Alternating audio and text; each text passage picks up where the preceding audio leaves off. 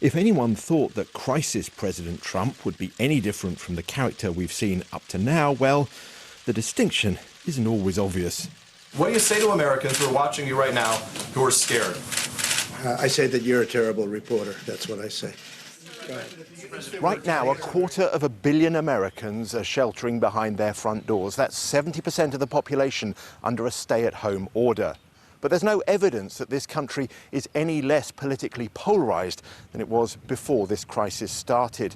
And in just 7 months, America goes to the polls in the presidential election. Campaigning hasn't so much stopped as it now takes different forms. Partisans are not necessarily listening to the facts or the messages all in the same way that we would hope they would with an apolitical ear. They are very much watching the partisan cues from their party leaders. We have to get rid of the virus. All right, thank you all. Mr. Trump's supporters allege that the Democrats and the media are talking up the crisis to make the president look bad. This is their new hoax. We have it totally under control. Meanwhile, the Democrats accuse the president of downplaying the crisis and attempting to keep the economy open because he worries more about re-election than the lives of Americans. We really think we've done a great job in keeping it down to a minimum. I like this stuff. I really get it. People are surprised that I understand it. No, I don't take responsibility at all. The president's approval rating, however, is at an all-time high.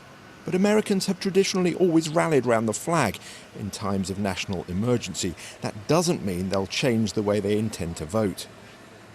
George Bush, the senior, went up to almost 90% after the success of the first Gulf War. Well, he lost re-election to Bill Clinton. These things are not predictive. They're in the moment.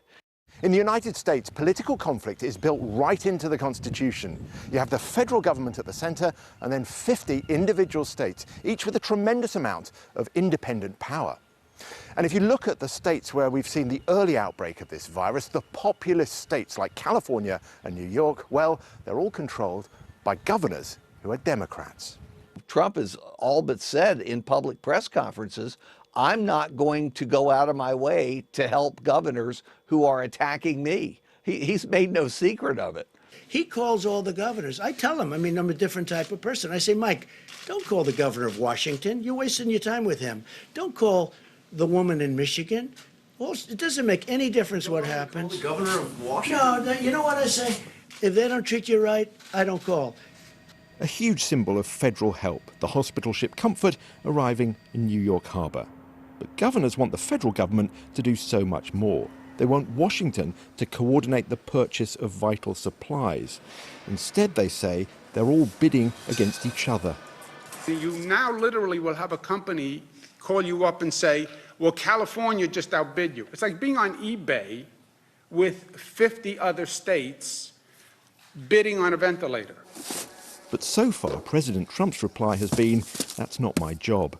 The federal government's not supposed to be out there buying vast amounts of items and then shipping. We're not a shipping clerk. The governors are supposed to be, as with testing, the governors are supposed to be doing it. Meanwhile, the latest prediction from American government scientists is there'll be another flare-up of this virus in the autumn, which is just the time that America is supposed to be voting. Never has America's political life become so entangled in a national emergency. David Grossman there. Well, joining us now to discuss the ethics, former CNN host Soledad O'Brien and Elizabeth Harrington from the Republican National Committee.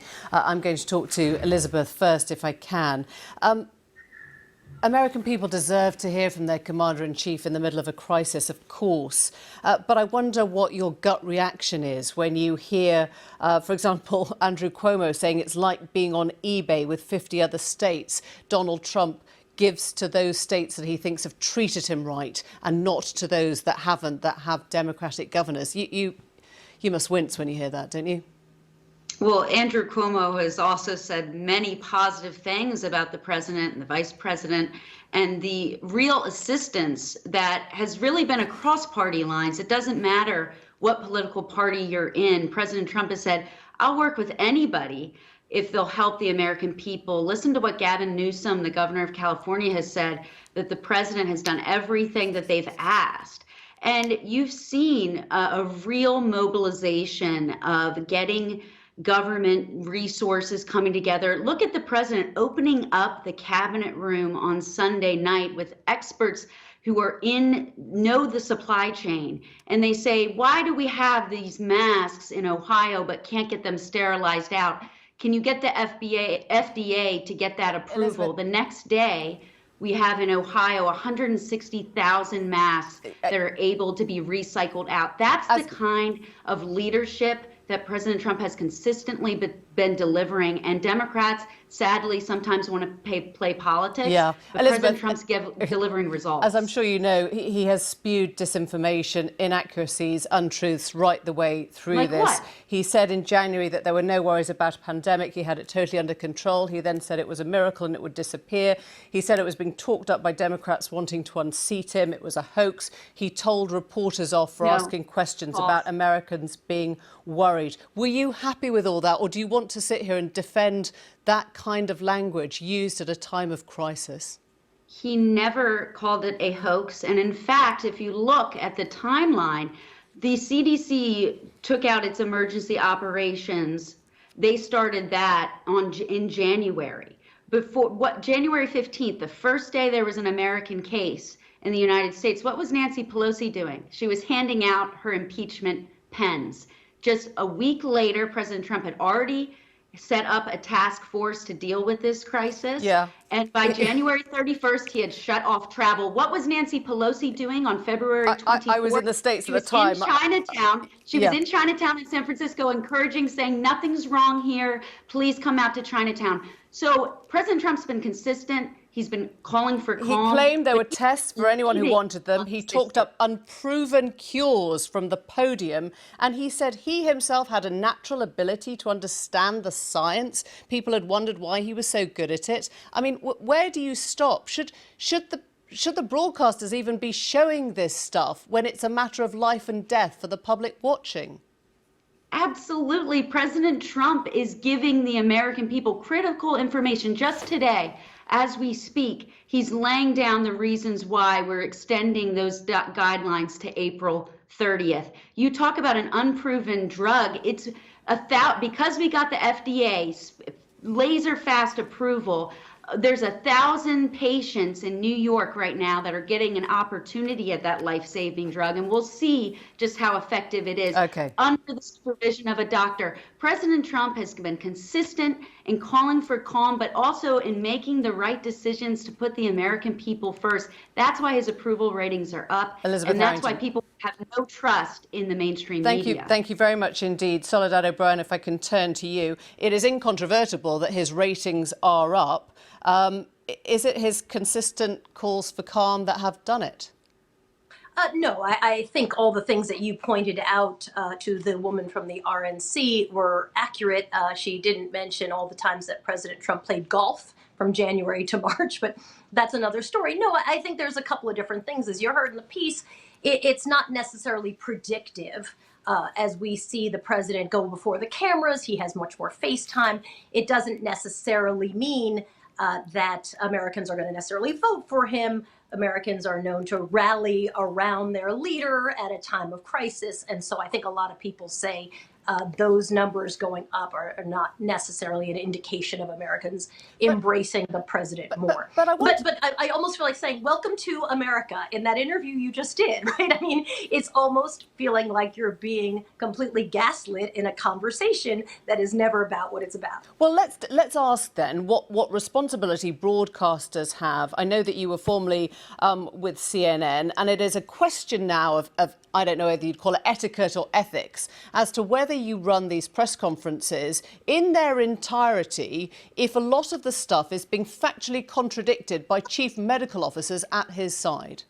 Yeah, listen, I think the key is, do you run it live? And there's no rule that says you have to give the podium and the mic to a president if he is in fact making stuff up for the entire length of a press briefing, of which there's actually not so much interaction with the press, and much of that interaction is actually antagonization with the press. So no, I think it's, if you ask yourself as a journalist, am I serving the public? Am I providing the public with useful, critical information. The United States right now is in the biggest public health crisis of its modern times. So is that the decider then? Should you always be asking whether you're doing a public service, or should you be recognising that the Commander-in-Chief is the elected representative and head of state, and you run what he says because that's how democracy works?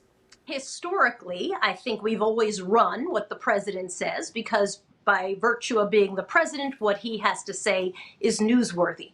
However, when you have a president who just lies, makes stuff up, is factually inaccurate, and you have to have a string of fact checks and corrections after his live press briefing, then you are not serving the public. And then the news organizations actually have to decide what is serving the public. Serving the public at a time of a pandemic is really important to give out accurate, clear information that's actionable by people watching. Period. Thank you very much. I'm so sorry. We've run out of time. Sorry about the delay, but thank you both very much.